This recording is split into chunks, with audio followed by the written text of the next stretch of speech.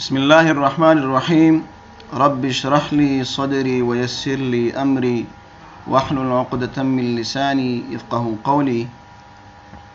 तो आज का जो लेक्चर है वो है लेक्चर नंबर 7।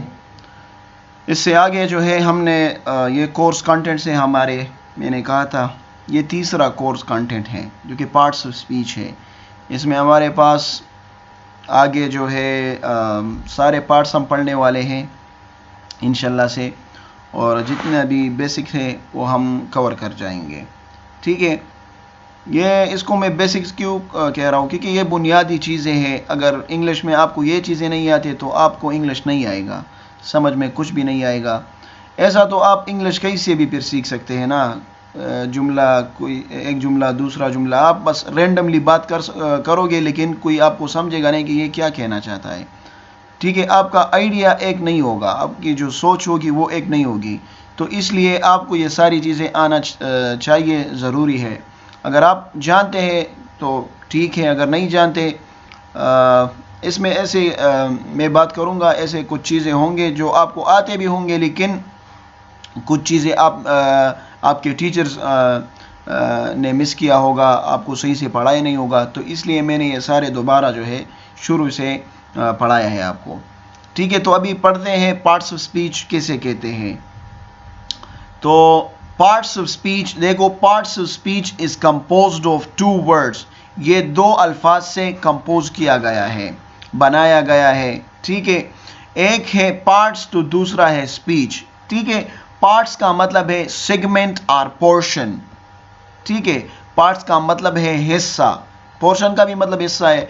तो इसका क्या मतलब हो गया कि ये हमारे पास हिस्सा है। ठीक है, इसके कुछ 8 हिस्से हैं स्पीच के, जो कि हम आगे पढ़ने वाले हैं। स्पीच किसे कहते हैं? स्पीच का मतलब है conversation, talking, articulation, addressing, they all have the same meaning. इन सब का एक ही मतलब है कि बातचीत। अब वो बातचीत जो है रिटन फॉर्म में भी हो सकती है या वर्बल कम्युनिकेशन या वर्बल फॉर्म में भी हो सकती है। अब ये जो मैं बातें कर रहा हूँ ये भी स्पीच है। ठीक है, और ये जो मैंने लिखा है ये भी एक स्पीच ही है। ठीक है, तो this could be even verbal और even what I can say that in written form. Okay, तो दोनों को हम स्पीच कहते हैं। अब आगे पढ़ते हैं डेफिनेशन इसका क्या है। ठीक है, डेफिनेशन मैंने लिखा है, DEF लिखा है तो यह डेफिनेशन है। Parts according to their grammatical section is called parts of speech. ठीक है, पार्ट्स जो है वो हिस्से जिसको हम अकॉर्डिंग टू ग्रामर हिस्सों में डालते हैं उनको स्पीच कहा जाता है।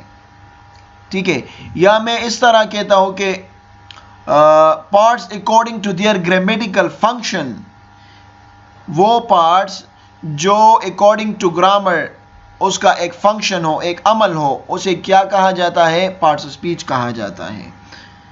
या ये एक और डेफिनेशन मैंने किया है इधर कि all English words are divided. English के जितने भी वर्ड्स है, अल्फाज है, वो तो अनलिमिटेड है ना, लाखों करोड़ों अल्फाज है इंग्लिश के।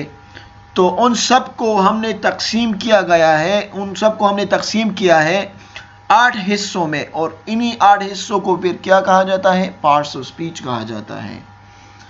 ठीक है, और वो हमारे पास क्या है? Noun, pronoun, verb, adjective, adverb, preposition, conjunction, interjection. Okay, ये सारे हमारे पास क्या है?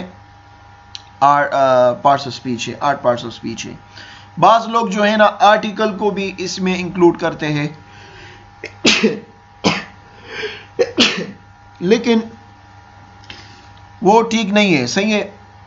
बाज टीचर्स या बाज ग्रामेरियन जो है, ग्रामर को जानते हैं, वो आर्टिकल्स को भी इसमें इंक्लूड करते हैं, लेकिन आर्टिकल एक अलग टॉपिक है, वो हम इसमें इंक्लूड नहीं करते।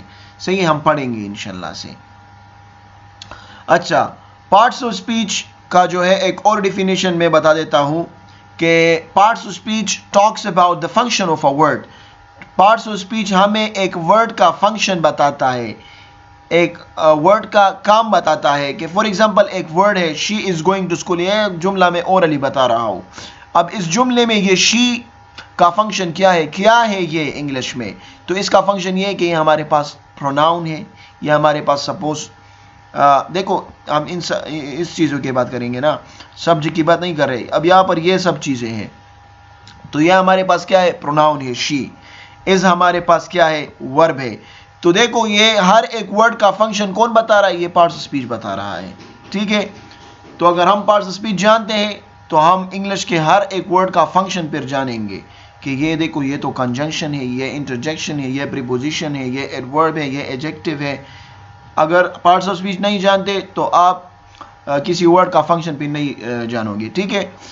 अच्छा, it is divided into two groups. Two का मैं यहाँ पर रेक्टिफाई कर देता हूँ, सब्र करें।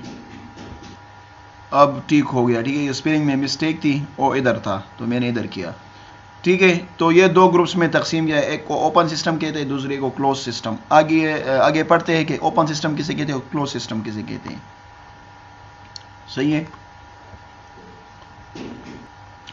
ओपन सिस्टम, देखो ओपन सिस्टम हमारे पास अनलिमिटेड है।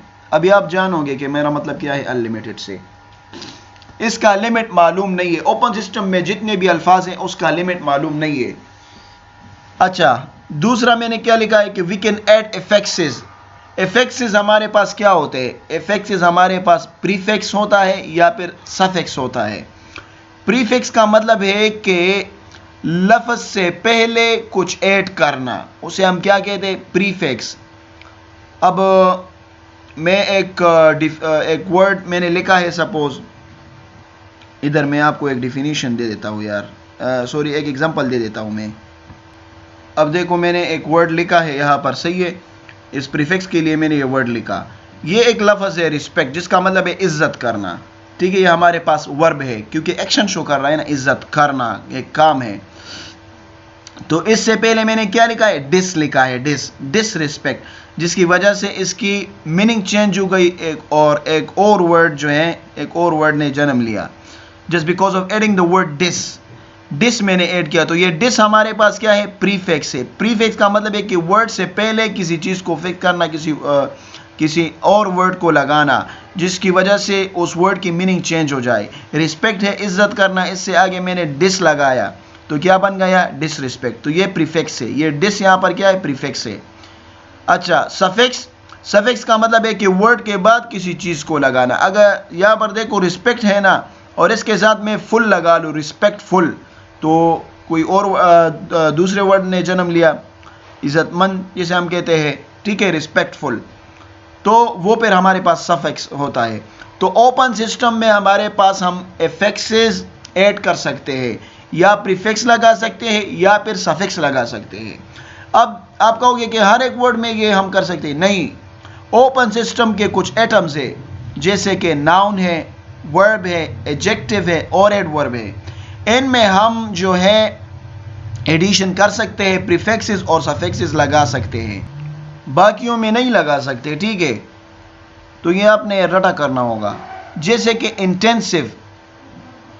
इंटेंसिव का मतलब है, तो ये देखो इंटेंसिव का मतलब है शिद्दत से, क्या? शिद्दत से। और ये हमारे पास देखो ये एडजेक्टिव है, ठीक है। अब एक एडजेक्टिव से मैं वर्ब में किस तरह जा रहा हूँ। अब इंटेंसिव के साथ मैंने सफिक्स लगाया FY, देखो FY लगाया और VE को हटा दिया तो इंटेंसिफाई बन गया। अब इसका क्या मीनिंग है? इसका मीनिंग चेंज हो गया, ठीक है, जिसका मतलब है शिद्दत के हामिल बनाना, ठीक है, या शिद्दत के जैसा बनाना। अब ये क्या हो गया? एक्शन हो गया, ये वर्ब हो गया। अब इंटेंसिवली को देखो, इंटेंसिवली हमारे पास क्या है? एडवर्ब।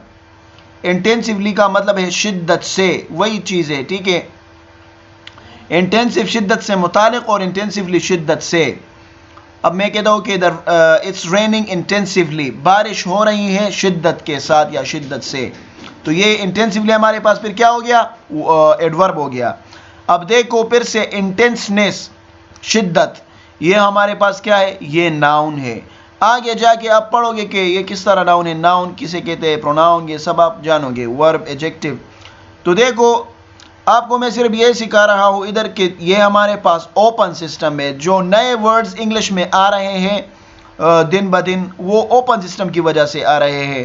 देखो, एक वर्ड से मेरे दूसरा वर्ड कैसे बनाया, फिर इससे तीसरा वर्ड, ठीक है। रिस्पेक्ट, डिसरिस्पेक्ट, रिस्पेक्टफुल, रिस्पेक्टफुली, ठीक है। तो ये सब किस वजह से हो रहा है? ये ओपन सिस्टम। अगर नाउन है, वर्ब है, एडजेक्टिव है, एडवर्ब है, इससे हम नया वर्ड बना सकते हैं। अब आगे जाते हैं close system. It is limited, ये लिमिटेड होता है, इसमें हम एडिशन नहीं कर सकते। वी कैन नॉट ऐड इफेक्सेस, इसमें हम ना इफेक्सेस ऐड सकते हैं, मतलब प्रीफिक्सेस और सफिक्सेस नहीं ऐड कर सकते इसमें। और ये एडम्स हमारे पास प्रोनाउन है। अब देखो, जितने भी प्रोनाउंस है वो लिमिटेड है। For example he, she, it, I, we, they, you, ये सारे हमारे पास प्रोनाउंस है। इसमें हम एडिशन नहीं कर सकते। इसमें हम ना जैसे कि मैंने यहाँ पर डिस लगाया, तो मैं इस तरह बना सकते हो कि डिस ही या ही फुल नहीं कर सकते। इसमें कुछ एडिशन भी नहीं कर सकते इसमें। शी है, इट है, और ये और हमारे पास क्या है? ये हमारे पास कंजंक्शन है, ठीक है। बट देखो, ये भी हमारे पास कंजंक्शन है, एंड भी कंजंक्शन है, वाओ इंटरजेक्शन है। अगर मैं ऑन लिखूं, ऑन, इट, ये सारे प्रीपोजिशन है। तो इसमें कोई कुछ भी एडिशन नहीं हो सकता, कोई वर्ड नहीं बना सकते हम इससे, क्योंकि ये हमारे पास क्लोज सिस्टम है और लिमिटेड है। उम्मीद करता हूँ ये आप लोग जान गए होंगे। इंशाल्लाह आगे हम पढ़ने वाले हैं कि नाउन किसे कहते हैं, प्रोनाउन किसे कहते हैं, एंड सो ऑन। वस्सलाम।